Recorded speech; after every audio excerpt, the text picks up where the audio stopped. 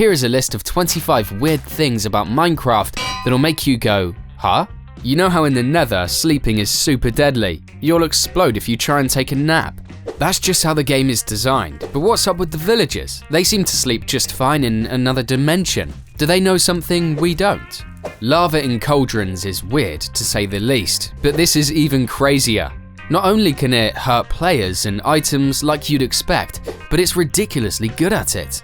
It can even set fire to creatures that are supposed to be immune to lava, like zombified piglins. Mind blown! Let's talk about fire safety in Minecraft. The biggest rule is to keep flammable things away from hot stuff. It's pretty simple, right? But the Magnum block is an exception. Despite its magma name, it won't ignite nearby blocks, and if you stand on top of it, you won't get burnt either. Weird. Minecraft has some really weird physics going on. Have you ever noticed how the drip leaf plant just bends and warps when you put a feather on it? But then if you put an anvil on top, it's like nothing happened.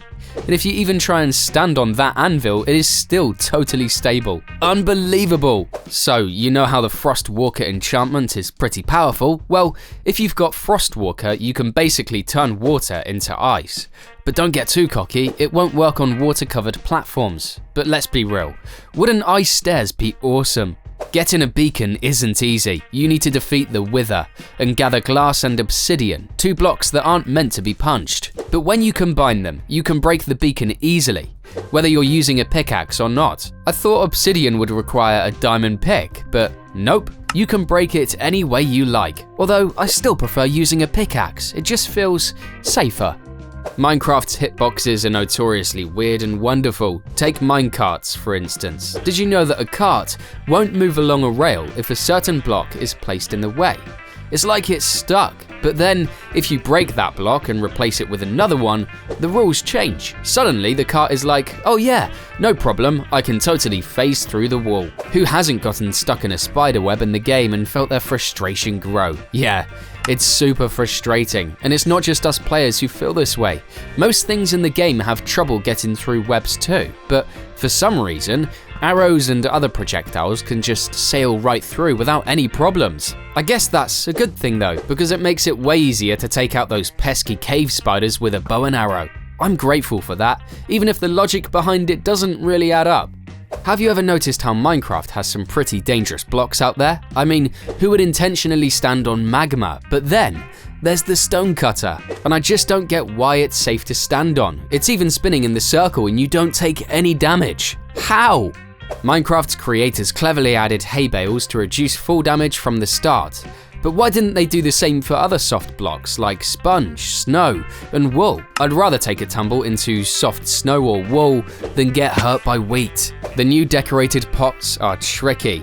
You can't put tall flowers inside them. It's weird because they're pots, but you can't plant anything, not even water or plants inside them. It's confusing. They released new 2-block tall plants, but forgot to give us a way to plant them in these new pots. What's up with that? Minecraft cauldrons are just weird. For example, you can fill it with water, but you can't use the Riptide enchantment on tridents while it's full. That's because Riptide doesn't work on waterlogged blocks. But here's the thing, even standing on a tiny puddle of water on top of a chest, you can still launch yourself like you're in the ocean. It's a weird quirk that just shows how wonky this feature can be. Nether bricks have gotten more versatile over time, which is great, but I'm stumped. Why don't cracked nether bricks appear in nether fortresses? These places are already run down like strongholds. We smelt nether bricks to build them, so heat is a key part of their construction. And what's hotter than the nether?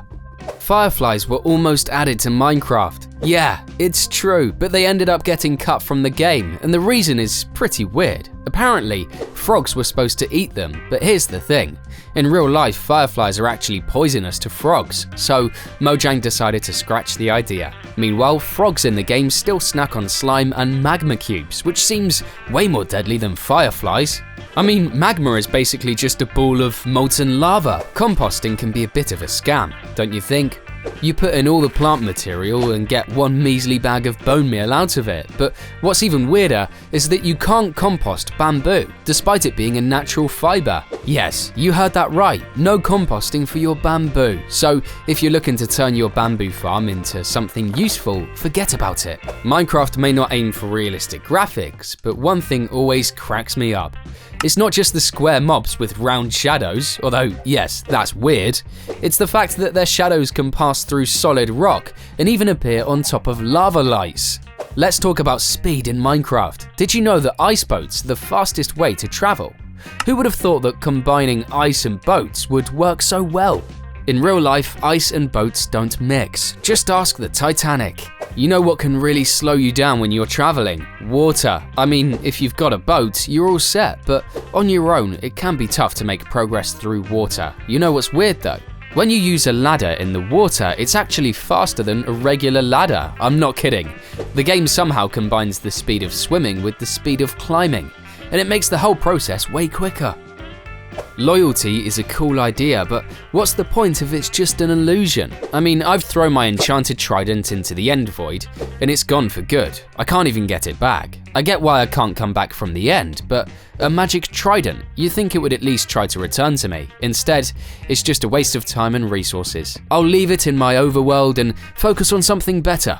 Have you ever tried insta-mining in Minecraft? It's so much fun, right? But sometimes cobblestone gets in the way and it's super frustrating. I mean, why does it take longer to break than regular stone? It's like, isn't cobblestone already broken and all messed up? It's like trying to break a puzzle piece that's already fallen apart. It just doesn't make sense. Shulkers have a secret. They come in 2 shells, yet when you break one, you only get 1 shell back. It's frustrating. The truth is, shulkers don't respawn, which means you'll eventually run out. So, can we please get a way to get more shells in cities, or at least double the drop rate? It would make all the difference. You know what's pretty cool? Mojang came up with this trick to keep us exploring during the day. They made skeletons and zombies burst into flames in broad daylight. It's a great idea. You can't stop them burning with most blocks, except for cobwebs. Weird, right? You think TNT is just a big boom, right? Well, not exactly. When you're underwater, it's more like a damp squib, all fizz and no bang. But in Minecraft, things are different. When you set TNT to primed, it turns into a special kind of block that can interact with other things. That means you can add some sand to the mix and still get a massive explosion, even underwater. It might seem weird, but trust me, it's a total game changer for clearing out those ocean ruins. Once you've used up all your sponge to dry out the area on a guardian farm, you'll realize that drying things out is a must. You have 2 ways to do it. Put them in a furnace or a warm place like the Nether. But here's the thing, I don't get why hot fire next to a sponge won't dry it out. I mean, these fires are hot enough to set me on fire. It just doesn't add up. Anvils should be the toughest blocks in the game, with a crafting recipe that requires a bunch of ingots. You'd expect it to be super strong, but nope. Even tiny flowers can break it. Watch as I drop an anvil on a decorative block and it shatters into pieces. It's like, what's going on with this anvil? Hey, by the way, YouTube thinks you might enjoy this video, so what do you think? Is it worth checking out?